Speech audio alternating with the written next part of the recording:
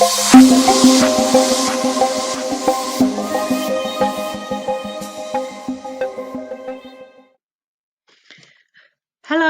and welcome to today's GCSE Media Studies session, which is going to be focusing on newspapers.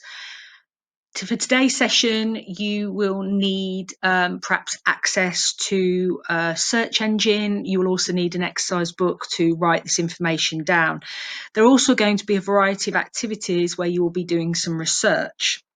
So today's learning objectives are for you to understand the media industry of newspapers. I would also like you to gain knowledge of the codes and conventions of newspapers and also to evaluate the audience demographic of a newspaper.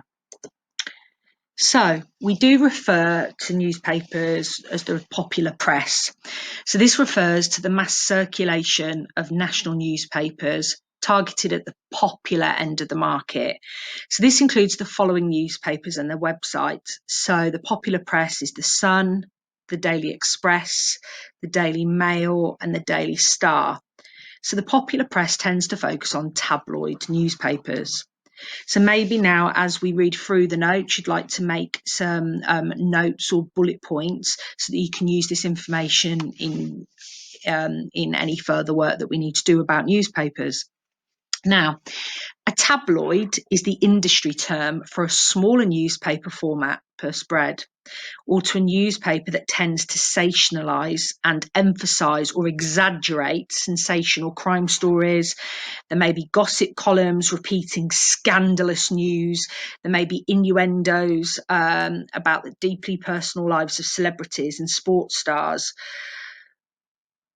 The reading age of a tabloid newspaper does tend to be a lot lower in reading age due to the fact that maybe some people who pick up the newspaper perhaps may not be as educated.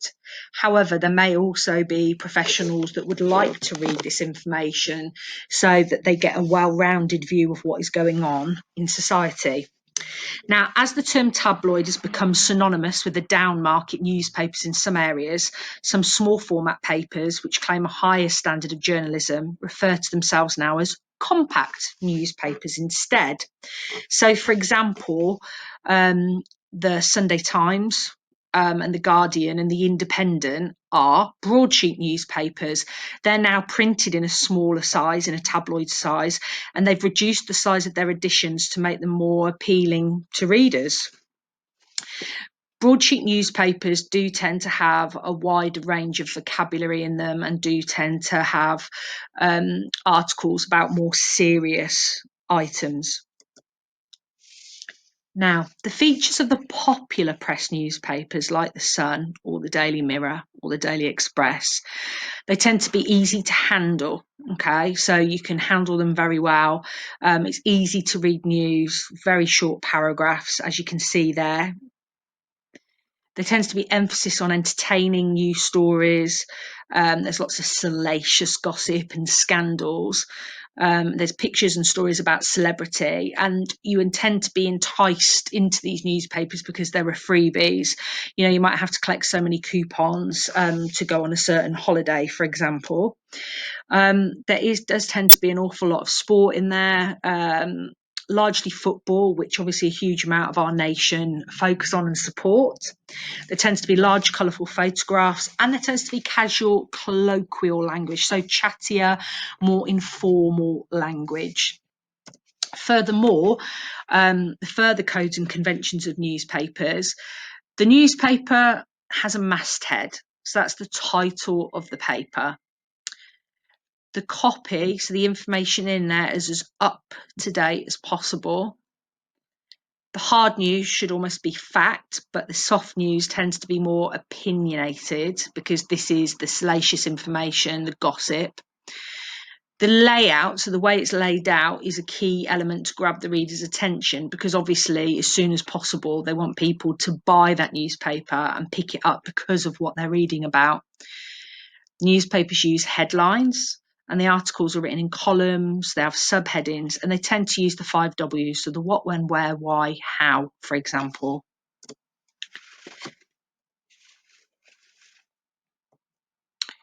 Also, and the codes and conventions of newspapers, quotations are often used. They're usually short sentences and paragraphs, and there's bold writing or capital letters are used for the first paragraph. Then there's a byline. So the people that have written the story, they have their name printed by their story. And there tends to be photographs used to illustrate the stories to add further engagement. And then the photographs have captions to anchor the stories. And there are also advertisements there. I mean, can you see any of these things at the picture images of the newspapers at the bottom? So as you can see here, there's a little bit of information here from a tabloid newspaper. You have got your opening, the paragraphs in bold. You have got short paragraphs.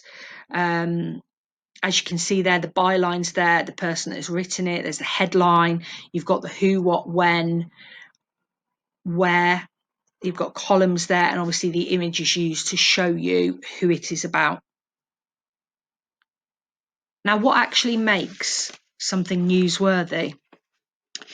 Well, in 1965, Galtung and Rouge, they researched a lot of news stories to see what they had in common, and they wanted to find out why some news was covered and why some news was left out. Now, firstly, they looked at the values. So the reason the stories were featured in the first place, what were the value behind that story? Then there was the timing they had to consider. So newspapers have to publish things that are mostly about recent events. The information could be unexpected.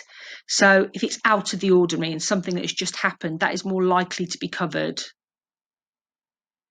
Negative information and bad news tends to get priority because it seems to be what we are drawn to, and it's also personal. So stories with a human interest will always engage us because we might be able to empathise with what is going on. Now, some of the news would be close to home. So the news that we receive in the United Kingdom is based on here.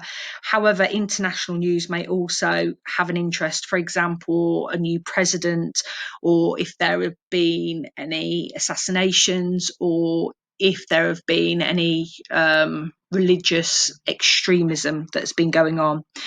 Also, the news tends to be about powerful countries and powerful people who predominantly are millionaires or billionaires. It could also be about conflict or war. Now, a story needs to have continuity, so it may have developed over a number of weeks. So, for example, with the case of the Madeleine McCann situation that happened over 10 years, where the little girl had been kidnapped from her room in Portugal, in Praia da Luz, that now has gone on for at least 10 years. Then some of the news might be about predictability in scheduled events. So it might be about horse racing. It might be about a music festival or something like that happens, once a year or once every 2 years. Then finally, it's about the scale. So the bigger the event, the more newsworthy it is. If the news is referring to millions and millions of people, millions and millions of people are going to want to read it. Now, the first activity that I would like you to do is this. So you can do this online, or you can go down to your local shops and buy some newspapers. But I want you to look at the stories that are featured in a selection of newspapers. So maybe you could buy a tabloid newspaper or a broadsheet newspaper, so you've got the two of them. And I want you, looking at the notes you've made so far, is identify how codes and conventions are used. So those things, that the codes and conventions that we went over, how have they actually been used in these papers? If you do want us to purchase the papers for you, and you are studying GCSE Media Studies in years 10 or 11, we'll gladly purchase the papers for you if you email us or send a note into Instagram. Also, have a look at the types of stories that are offered. So going back to what makes something newsworthy, maybe you could go through the first 3 or 4 pages and have a look at why that information was newsworthy. So, newspapers and audience. So if we have a look at the demographics here of the audience, we will see that there are 6 categories.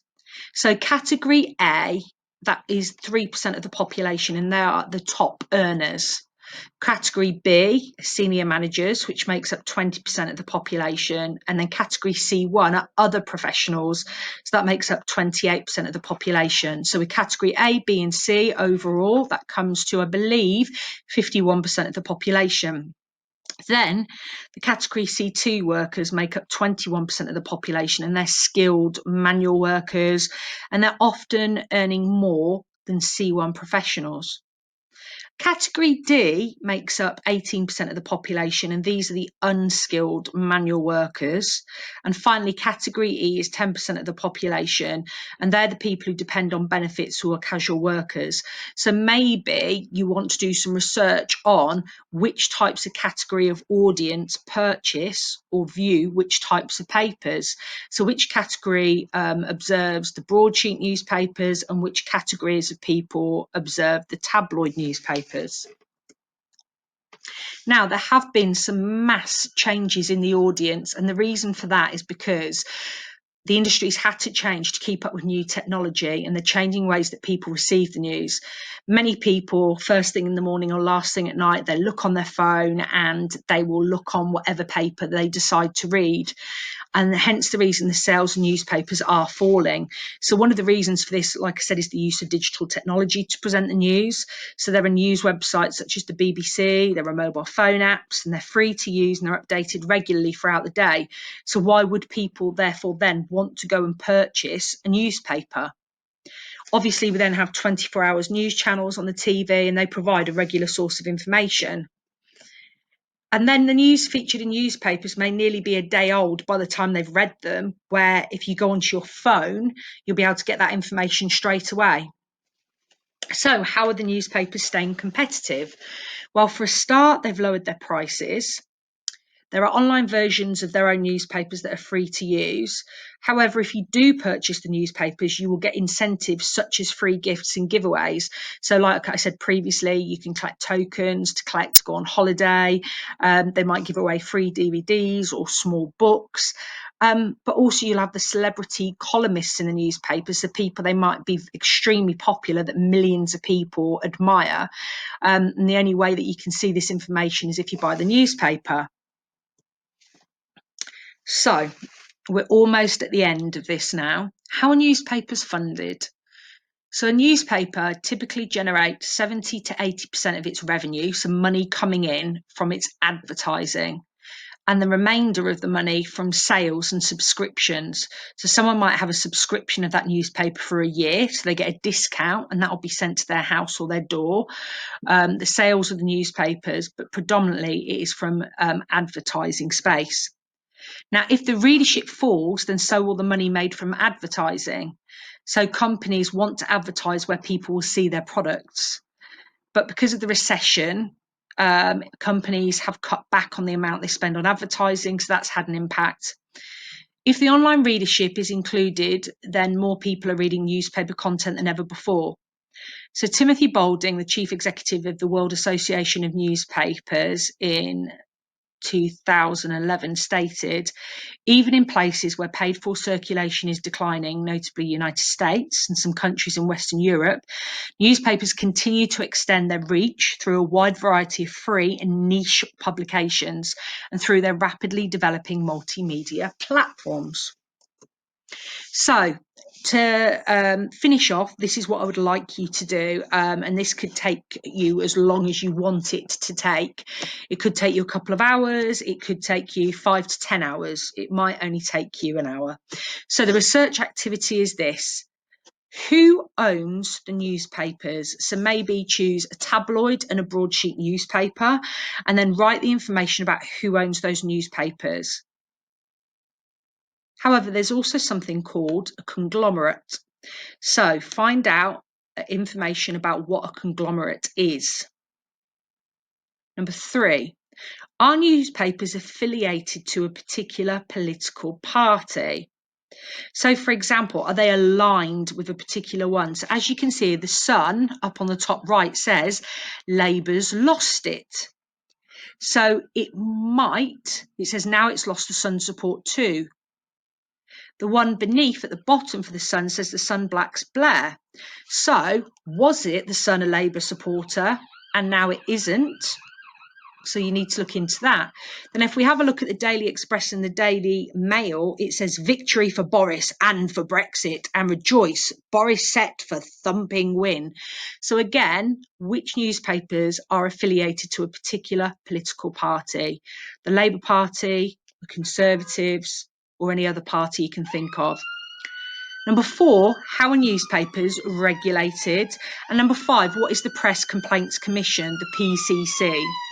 And then finally, what jobs are available in the newspaper industry? If you would like to gain a reward for doing this research activity, please get the information down either in your exercise books or type it up. You're more than welcome to send it in to us on Instagram or via email, and we will get a reward back to you. Thank you ever so much for listening today. So we've just looked briefly at the industry of newspapers. We've looked very briefly at the difference between a tabloid and a broadsheet newspaper. And we've looked briefly about the audience demographic of a newspaper. Thank you for listening. Please make sure you really give it your all when you're doing your research activities. Bye-bye.